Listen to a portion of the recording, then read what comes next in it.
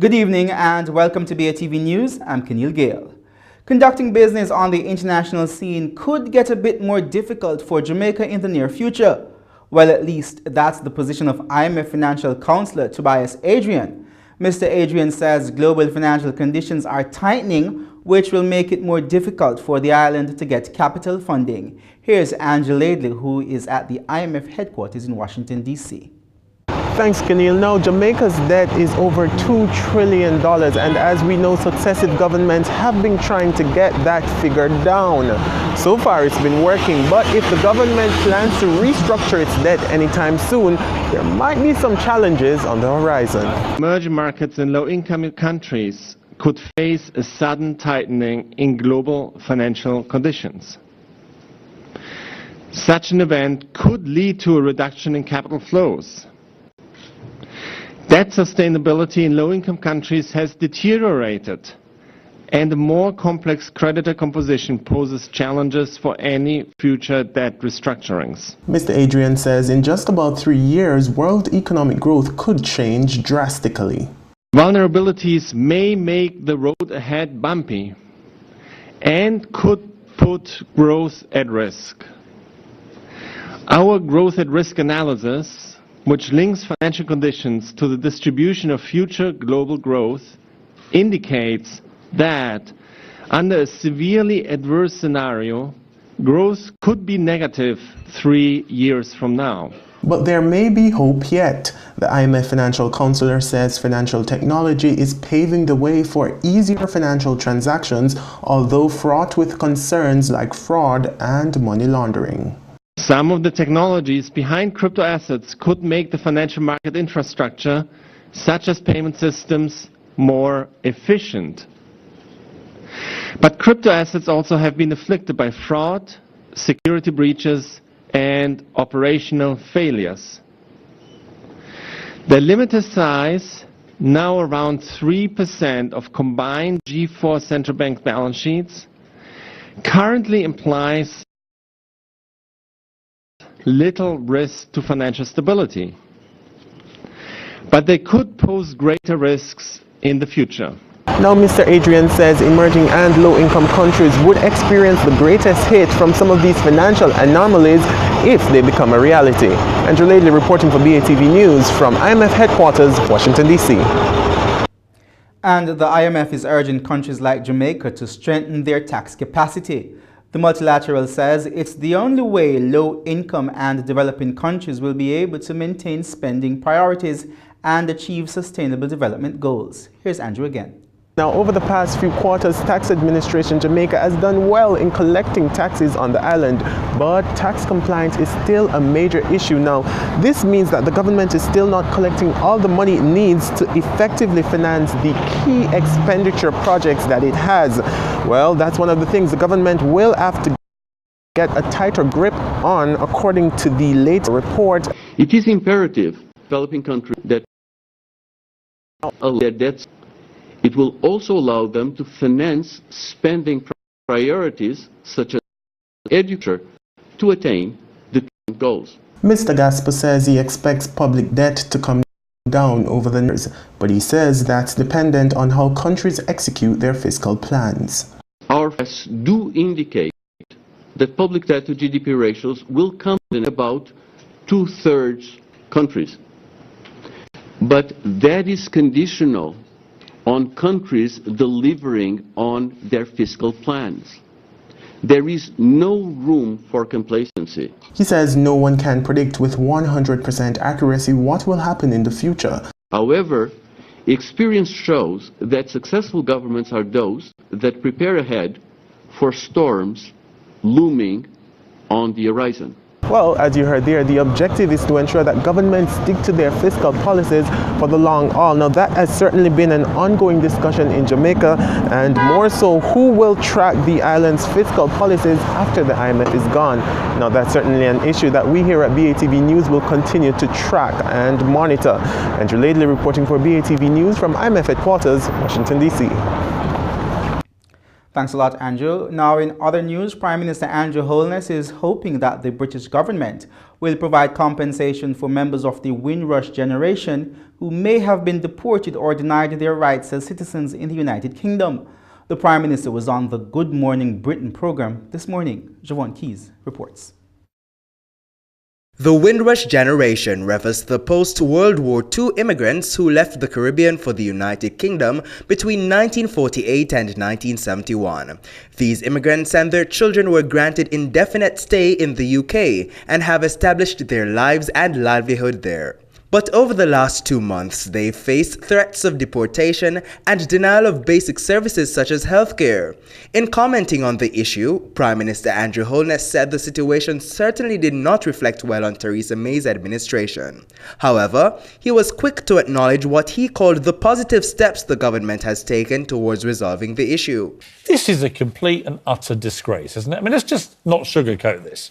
It is, especially the new revelation about the destruction of documentary evidence, which could easily help to resolve some of the issues. But I prefer to look at the positive side of it.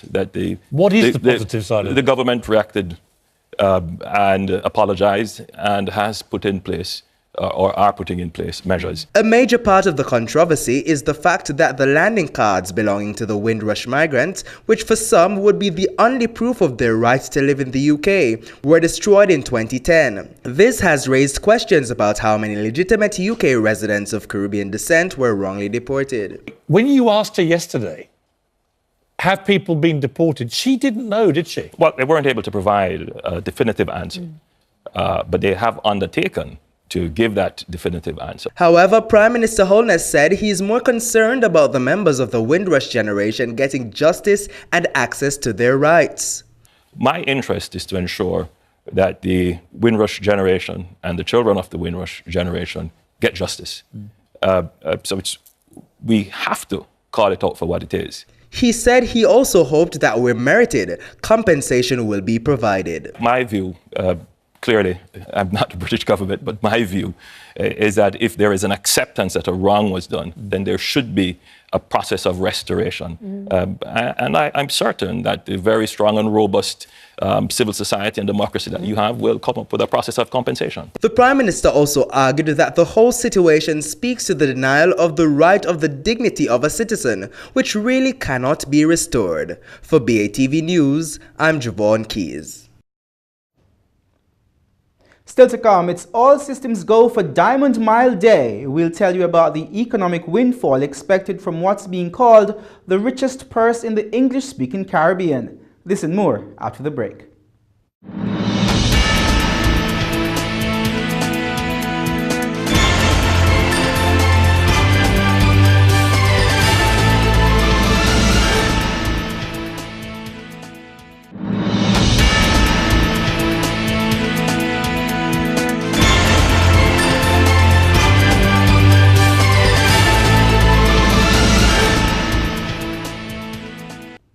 Welcome back. $115 million is at stake for the 2018 Supreme Ventures Diamond Mile Day. The prestigious horse racing event, deemed the richest in the English-speaking Caribbean, is scheduled for Saturday, December 1. Jamila Maitland reports. Fashion, food, fun, and of course, horse racing. Caymanas Park is expected to come alive December 1 with the 2018 Diamond Mile Day. This year's event is expected to yield bigger revenues for Jamaica. Vitus Evans, Executive Director of the Betting, Gaming and Lotteries Commission, BGLC, which is a main sponsor of the event, says that last year's Diamond Mile Day lured 8,500 spectators and made more than $80 million in profit. There's an approximately 8% increase in revenue for the government for 2017-18 as compared to the previous year. The 2017 Diamond Mile Race Day is perhaps one of the most successful race day events staged at Caymanas Park for that year. The event generated a 30% increase in sales over the 2016 race day, a total of $83.24 million, comprised of $71.77 million from local races, with $11.47 million from simulcast races. He says the event cuts across many sectors and has created hundreds of jobs for Jamaicans. This industry is responsible for direct and indirect employment for thousands of Jamaicans, contributes millions in license fees and levies, and very importantly, has linkages with other sectors. There have been sponsors representing the food and beverage industry, construction, transportation, media, entertainment, hospitality, and tourism. We are very grateful to these companies who have recognized the opportunity to align their brand with the Diamond Mile. Meanwhile, Jamaica is ranked 5th in the world of betting spent per capita. Mr. Evans explained that Diamond Mile Day has the potential to influence tourism. He's calling on corporate Jamaica to capitalize on the opportunity. Many horse racing enthusiasts visit the island, and we encourage the tourism industry to leverage the opportunity to include the day at the races as an experience for visitors to enjoy. We invite the local tour operators to work with us to develop a package to bring visitors to Caymanas Park for the infield experience for Diamond Mile Day 2018. This year's event will feature international horses from the United States. For BATV News, I'm Jamila Maitland. Strengthening trade relations between Cuba and Jamaica was the focus of a forum put on by JAMPRO on Monday. A Cuban delegation met with JAMPRO representatives to discuss the possible benefits for both countries. Ocean Morgan has more. Cuba and Jamaica has had a long-standing relation, but with the opening of Cuba's economy to the world recently, JAMPRO is increasing efforts to deepen and strengthen these relationships. Cuba and Jamaica have had a long history of close friendship, and there is great opportunity for us to further deepen our relationships through the development and advancement of strong commercial relations. Our invitation to Cuba to come on this trade mission is part of our strategic move in that direction. Minister without portfolio in the Ministry of Industry, Commerce, Agriculture and Fisheries, J.C. Hutchinson, says there are potential gains to be had from seizing opportunities for export of food, beverages, and cosmetic products on the Cuban market. Cuba is a strategic market for export from Jamaica, yet it remains vastly underexplored. A strong potential demand exists given its population of over 11 million and a growing tourism sector. There are opportunities for Jamaica to supply the market with a range of goods, food products like milk products, frozen meats and chicken, candies, snacks, cereals, beverages, canned meats, etc. He says his ministry is committed to working with JAMPRO and the private sector organization of Jamaica to increase the amount of local products available on the Cuban market. As a ministry with responsibility for this portfolio, I commit that we are committed to work with JAMPRO and the private sector to ensure the success of this program. JAMPRO has long been working on a program, and I dare say a structured approach to expanding Jamaica's presence in the Cuban market, with Exim Bank a key partner in facilitating trade with Cuba. Meanwhile, Cuban ambassador to Jamaica, Her Excellency Inez Forrest Fernandez, says increased trade of goods will undoubtedly benefit both countries, and this is why Jamaicans should seize this opportunity. Likewise, and with this scenario, Jamaica trade institutions and businessmen and women should certainly seize this unique opportunity to know firsthand on Cuba's excellent goods and services that could be also attractive to the Jamaican people. The ongoing negotiation and the ones that should result from this trade mission should help boost our common objectives to take trade relations to the same level of our political and diplomatic ties. For BATV News, I'm Ocean Morgan.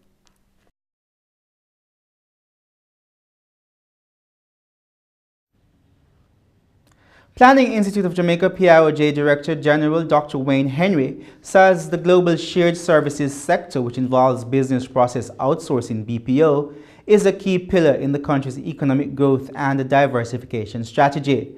Dr. Henry said marked growth in the BPO labor force is one area in which the sector's impact has been most evident. He noted that according to data from the Business Process Industry Association of Jamaica, there are about 60 firms now operating locally that employ approximately 26,000 persons. Additionally, he said information from JAMPRO shows that the industry generated an estimated $400 million in revenue in 2016. Dr. Henry, who was speaking at the 2016 Labor Market Forum recently, said the positive trends are also evident internationally. Meanwhile, Permanent Secretary in the Ministry of Economic Growth and Job Creation, Audrey Sewell, who also spoke at the forum, noted that the strategy targets, among other goals, doubling the sector's employee complement by 2020. She said several initiatives have been undertaken to successfully implement this strategy. These include establishing an Information and Communications Technology Business Process Outsourcing Task Force and appointing a national BPO coordinator to drive and oversee the implementation and updating of the industry's development work plan. There are also efforts to recruit an in-market broker to ensure that all elements which will guarantee the industry's success are in place. Mrs. Sewell explained that the in-market broker will work with the task force and will also oversee the sector's activities and performance to ensure that Jamaica is competitively BPO ready and attractive in all aspects. Stay with us. Regional and international stories are up next.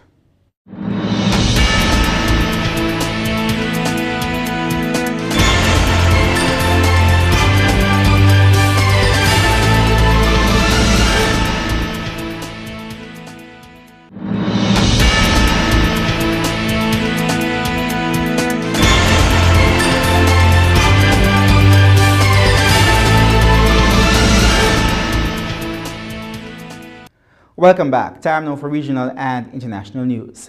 Guyana is exploring ways to utilize more electronic payments. The country wants to establish a national payment system to make transactions easier and safer. More in this report. The government has finalized its vision and implementation plan for advancing the use of electronic payments and reducing instances for cash payments and burdensome paperwork in financial transactions. Finance Minister Winston Jordan will take the National Payment System Strategy to the National Assembly at its next sitting, paving the way for its implementation. The National Payment System, as you know, this has been in the works for a while now, and it is designed to do electronic, to expand and put in legal framework the opportunities to use electronic transactions and so on, principally at the end of the day to reduce the incidences of carrying large cash. The Bank of Guyana had reported that Guyana's national payment system falls short of meeting the needs of the economy and financial market for efficient, safe and sound means to conduct transactions and transfer funds. The vision for the new system is to build a robust, safe, sound, efficient and inclusive national payment system that meets the current and future needs of the economy. It will support financial activity and financial sector development while advancing the use of electronic payments. Cuba's National Assembly cleared the way for the end of Castro rule today, naming longtime Communist Party figure Miguel Diaz-Canel as the sole candidate for head of state. The move virtually ensured that the 57-year-old Diaz-Canel would replace President Raul Castro as the island's president. The appointment was expected and underscored the transition to a younger generation born after the 1959 Communist Revolution. But Diaz-Canel is also seen as a steady hand who is unlikely to push major policy shifts or reform. For years, the nation has gradually tested greater economic and social freedoms at home, while also navigating new and complicated political openings with the United States, forged during the Obama administration. In Cuba's strictly managed political process, the public naming of Diaz-Canel as the lone candidate made it a near certainty that he would emerge victorious, serving as the first member outside the Castro family to rule Cuba since communist forces ousted a US-backed government in one of the defining moments of the Cold War. And as Cuba prepared for the departure of Raul Castro, foreign investors are watching closely to see if his successor pushes for more economic reforms. French companies have been among those who've invested in ventures on the island. Here's more. Cuba has been opening up to foreign investment, and French companies have been among the early arrivals. The international arm of Bouygues Construction has been building its brand in the Cuban marketplace since 1999, and now has more than 20 hotel projects underway on the island. French train company SNCF is hoping to secure a €30 million contract with its Cuban counterpart. They say it's not just a money-making mission. We are not here to do business like the other countries, China for example. We're not here to sell, in fact. We are here to accompany a rail network as it learns how to use new technology. A year ago, the French beauty brand Guerlain opened a shop in Havana. With the average Cuban salary at less than $30 a month, it has had to adapt to the Cuban market, selling other, more affordable perfumes alongside its own. It is not just the big companies who are vying for a position in the future of Cuba. There are smaller entrepreneurs like Pierre Hervé, who brought his business to the island over a decade ago. He says it can be challenging. There is a system which you cannot escape. Every 2 years you need to redo all the documents, officially translating them and registering at the Cuban embassy in Paris for €100 a page. As Raul Castro stands down, foreign investors are poised to make more partnerships with Havana. But will the new president continue Cuba's commercial evolution? CLICO policyholders in the Bahamas are now being told that their policies will be handed over to BAF Financials. The issue stems from the fact that CLICO went into liquidation in 2009, leaving many people in limbo. More from Our News. We're managing those clients who've continued to pay their premiums for the last 8-9 years. Only those clients. The change is set to take effect within the next 45 days. This handover covers over 4,000 policyholders, according to BAF Financial Managing Director Sandy Morley. Since CLICO went into liquidation in 2009, policyholders have been in limbo, with many making payments and wondering when they could cash out. Early last year, some policyholders began receiving payments in installments. Essentially, what we would be doing is collecting premium payments on their behalf and also providing policy owner services. Okay, so policy owner services would entail we would be adjudicating and issuing payments for claims on their behalf. We would be processing surrenders, loan applications, etc., etc. So it's really the full management of portfolio, similar to what we do here every day. Now, this changeover does not include those CLICO medical insurance policy holders. Sadly for them, come next month, their policies will be canceled and they will have to seek a new medical insurance provider, either at BAF or elsewhere. All of their existing medical policy holders, their policies would be canceled effective May 18th. So our management agreement would only entail the life policies and not the medical policies because they're all going away. Morley said that was the decision of the liquidator. He said, here's one thing policyholders should know. We're not buying or acquiring the portfolio. We're simply providing a service for the liquidator. Okay, so therefore I think ultimately the liquidator is still responsible for the portfolio. BAF is not in any way responsible for or liable in any way to them in regards to their policies. Again, Morley is asking for policyholders to remain calm as this changeover will not take effect until probably the next 45 days. Reporting from BAF Financial for Our News, I'm Kyle Joaquin. Stay with us. Talking Stocks comes up next.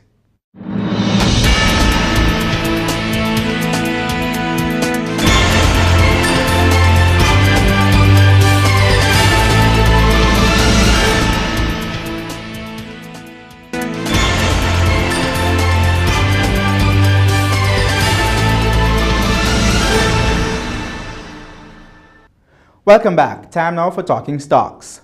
45 stocks traded today, of which 25 advanced, 14 declined, and 6 traded firm. The main JSE index advanced by over 2,000 points to close at 294,236 points. The junior index advanced by almost 12 points to close at 2,916 points. Over 9 million units traded today, valued at over $101 million on the Jamaican dollar market.